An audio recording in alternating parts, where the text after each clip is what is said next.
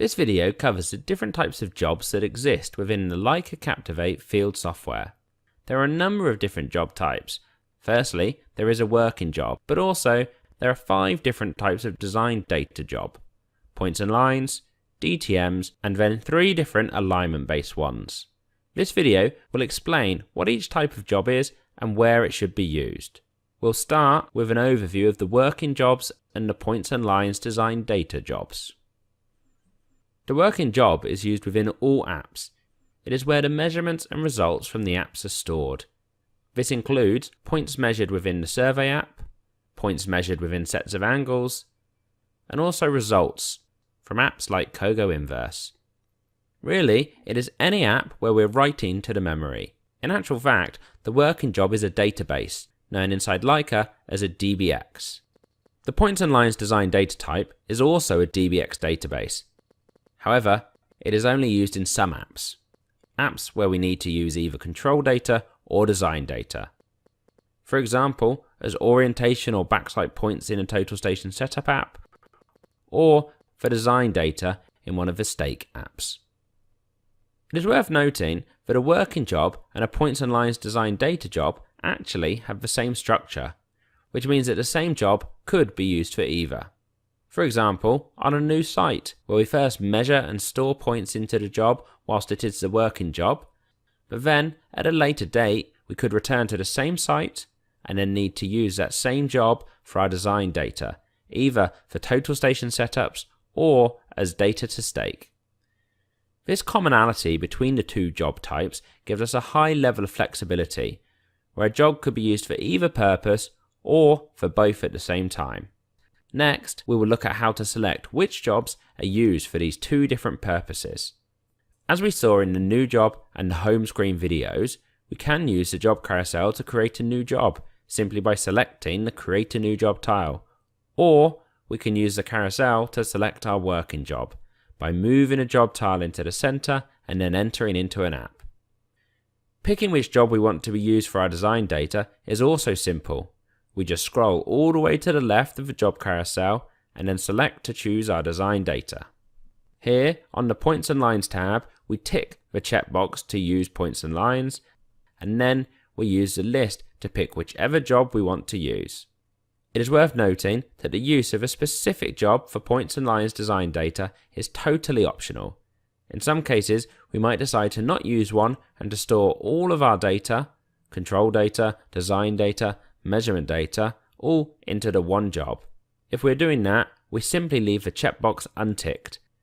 And then Leica Captivate will know that for any app that uses design data, it should look into the working job. Next, we'll look at how we can get automatically prompted to confirm our design data before we start an app. This is a very useful feature for those who regularly switch between different design data for different apps. To activate this automatic behavior, we go to our Choose Design Data screen and enter into the Settings panel from the second level of function keys. Here we have a Prompt Me to Choose checkbox, which can be activated to make sure that we are prompted to choose and confirm our design data every time that an app which can use design data is started. So let's just take a look at it in action to see what it does by starting the Stake Points app with and without this checkbox ticked. First, we'll do it without the checkbox active. Here, as soon as we tap the Stake Points app, we're taken directly into the stake screen.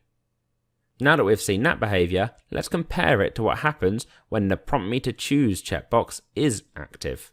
This time, as we enter into the app, we're actually prompted to confirm if we want to use a separate points and lines design data job. And if we do that, we then get the opportunity to choose or confirm which job we would like to use. It is once we have confirmed this that we are then taken to the stake screen. As already stated, this option can be very useful if we have multiple different design jobs, or if we find ourselves switching between apps and jobs very regularly. But it could also be used as a simple verification check to confirm that we do have the correct design data job selected before we begin working. Next, we'll take a look at the DTM, the road, the rail, and the tunnel design data job types. All 4 of these job types are specific data types which are only used by certain apps. First, we will look at the creation of these design data jobs.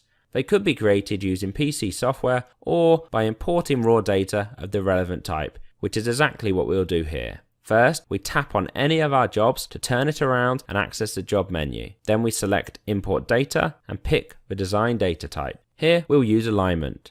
Then we have to choose the type of data file and the file itself that we want to import. Here we'll use an MXGenIO file. We then confirm the type of job, here a road, and also the job name. And then we can begin importing the data. For a complete description of the alignment import process, there will be specific road, rail, and tunnel videos that cover this.